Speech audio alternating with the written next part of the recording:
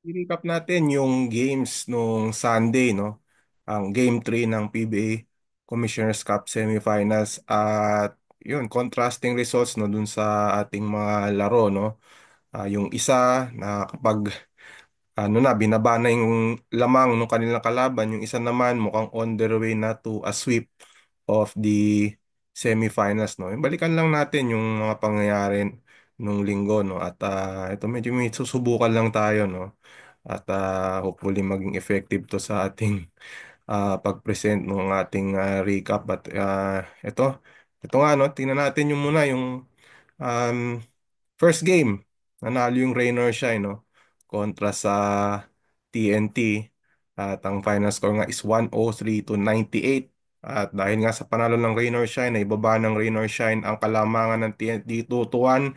Sino nga ba yung mga key players sa larong ito? Well, unang-una na dyan si Adrian Nocum, no? 8 of his 16 points in the fourth quarter. At siya yung nagpalamang uli dun sa rain or shine sa larong ito.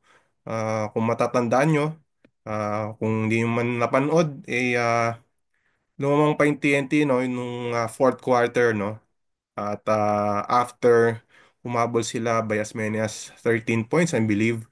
Pero si Adrian Nocum ay nag-take over na nung fourth quarter. Katulad nga nakalagay dito, 8 of his 16 points in the fourth quarter. Dion Thompson also had a good game. 11 of his 19 points came in the third. At pumulot din siya ng 15 rebounds. And then, worth mentioning din to si Kaylan Chongson, no? Because of his role on defense against Rondae Hollis Jefferson in the series, in a way, medyo na-compromise yung kanyang opensa, no? Dahil nag-struggle siya sa past two games. But in this game, ang ganda na ginawa niya offensively, 18.7 rebounds and 7 of 12 from the field.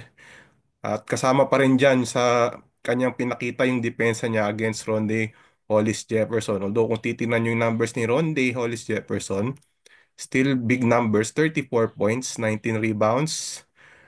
Pero in a way, nahirapan din. Kahit pa paano, napahirapan din na Raynor siya itong si Rondae Hollis Jefferson sa larong ito. Although even si Coach Sheng Giao, paniwala niya, they still need to work hard, no, in defending Rondae Hollis Jefferson. But still, kahit pa paano, in a way, at least nandun yung effort, no, with Kaylan Chongson and even si Jonard Clarito and even Dion Thompson, nagpapalitan sila sa depensa against Rondae Hollis Jefferson. So yun nga yung sabi rin ni Coach Cheng Yao, ganun kahirap yung trabaho para depensa nito si Rondae Hollis Jefferson. And then worth noting din, no, sa game na to, at at kung na kung di nyo pa na panood nga itong larong to or maybe hindi nyo pa nabasa yung mga pangyayari, nagkaroon nga ng heated verbal exchange itong si Boy Eram at si Glenn Ubuntin. But nangyari kasi ito nung second quarter, patapos na yung second quarter nung nagrereklamo si Boy Eram na technical siya actually. And after niya na technical ay tuloy-tuloy pa rin yung pagrereklamo ni Poy Eram. And this is where Glenn Cobontin stepped in na parang pinapacify niya itong si Poy Eram. Pero medyo na bad trip si Poy Eram at parang tinulak niya itong si Glenn Cobontin at doon na nga nagsimula yung kanilang ah, yung verbal exchange nga, no. And yun, nakita ng lahat, kita sa TV.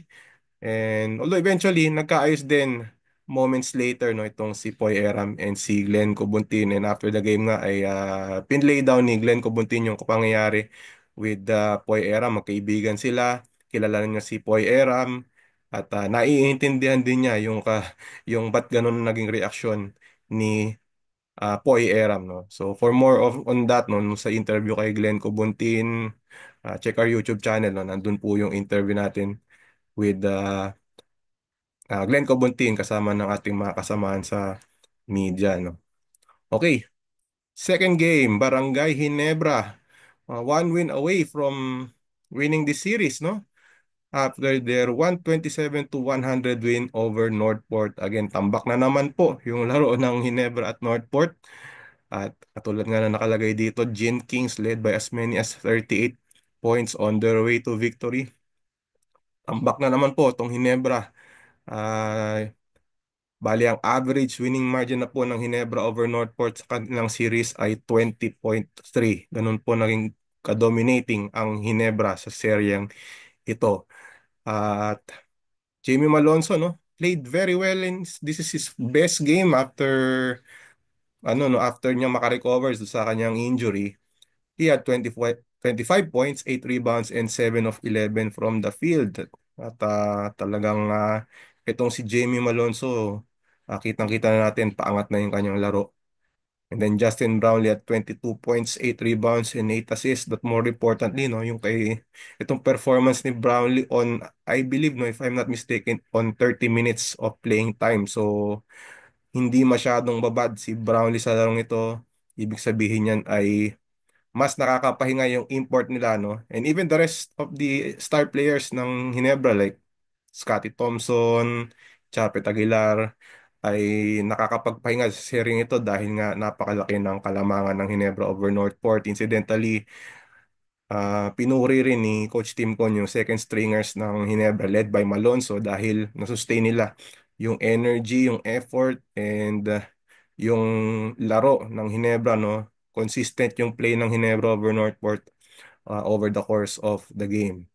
On the Northport side, Katim Jack had 32 points and 14 of 22 from the field, but noticeably again, Arvin Tolentino struggled shooting wise, no? 5 of 14 from the field, only 1 of 6 from threes on his way to scoring 15 points.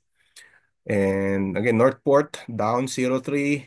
Tingin nyo, makakahabol mo ba tong Northport or tatapusin na ng Hinebra itong sharing ito? Nung nakausap natin si Arvin Tolentino after the game, sabi niya, hindi pa sila susuko, meron pang isang game, they have one more chance to win at least one game dito sa kanilang serye over Barangay Hinebra. We will see about that, but so far, Barangay Hinebra looking good.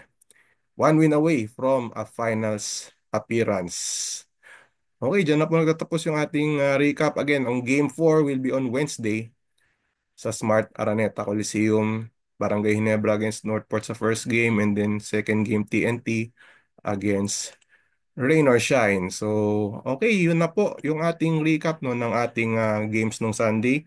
Ako po ulit si Ruben Terrado. Hopefully, we are finding ways to improve yung ating pagbigay ng recap sa inyo ng games dito sa PBA Commissioners Cup. So, ano ba tingin nyo sa ating semifinals? Yun bang TNT would be able to weather the storm? Hindi nga natin nabanggit pala, no? That was the first game ng TNT without Jason Castro after sustaining an injury, no? Ruptured patellar tendon, no, sa kanyang right knee. So, yun yung injury, no, ni Jason Castro. Do you think this injury will turn the tide? Magbabago ba ang complexion ng series dito? Kanino pabor? Will it be again on rain or shine side, or kahit injured si Jason Castro, do you think TNT will still manage to win this series over rain or shine? And then yung nga sa kabilang series, tingin nyo ba tapos na ba to?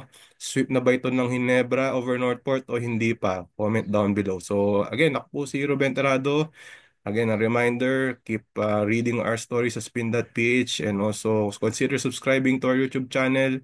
Dito po at Ruben Sports, follow our social media pages as well. So, dyan na po nagtatapos ang ating recap ng Sunday's games, and we will see you next time. Have a great day.